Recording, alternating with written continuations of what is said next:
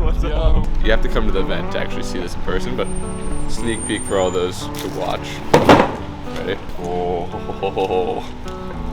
On the final day, May 4th, in the Merkin Hall in New York City, the audience is going to vote for their favorite $5,000 check. Custom Wesleyan Shark Tank.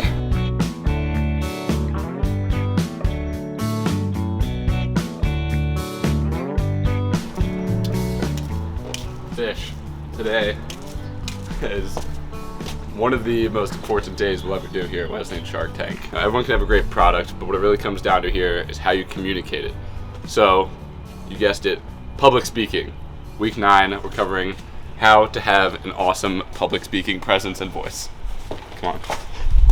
Public speaking is an act of body language, it's an act of articulation, act of moving your face. So naturally, we are going to start by warming our body up.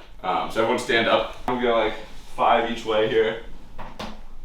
Really get that head all the way around. And then you take up the more physically and psychologically dominant loose.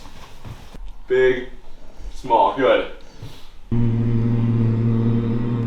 Red leather, yellow leather, red leather, yellow leather. Unique New York, unique New York, you know unique. Am excited for the track meet on Saturday. Nice. I am excited to visit Philly this weekend. I am really looking forward to launch. First, let's talk about pace. If you talk really fast, it's really hard to absorb information. If I'm talking like this, none of you guys know what space milk is because I'm talking so fast and everything just gets blended together. But if you talk really slow, and sometimes it's too slow, it feels like a pain to even listen to my voice. So you want to find that smooth middle ground. But the point about pace is not just talking fast or slow, finding a nice happy medium. It's about knowing when to pause. Something I can do to make things a bit more punchy is to just stop. Because when you leave that silence in the room, it makes everybody kind of settle in with your presence if you have confidence around it. We just kicked off our public speaking workshop. We started with a full body warm-up, vocal, face, and body.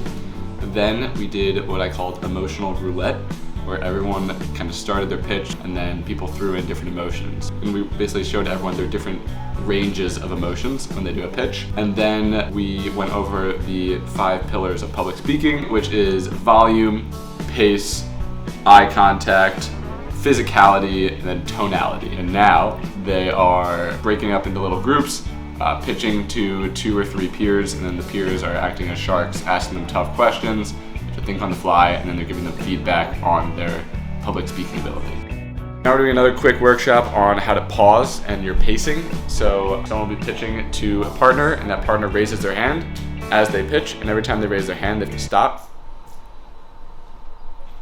and let that silence kind of marinate and get used to that feeling of pausing and giving that little tension while you're speaking. Yeah, students are off to the races. Yeah, I found a lot out about my public speaking. Like I've been doing right now, but I move a lot when I like to talk in front of people. So like I'm swaying on my feet, I'm like leaning against stuff, my hands are all over the place. It kind of speeds me up a little bit. So I learned with the help of Sage and Chiku that I think I definitely need to slow down a little bit. There are so many people that I have to talk to in the day-to-day, running a service company. So being able to project in the right way what the company's about and our mission and how we're helping not only solve this issue, but also helping the community, I think there's nothing better than that.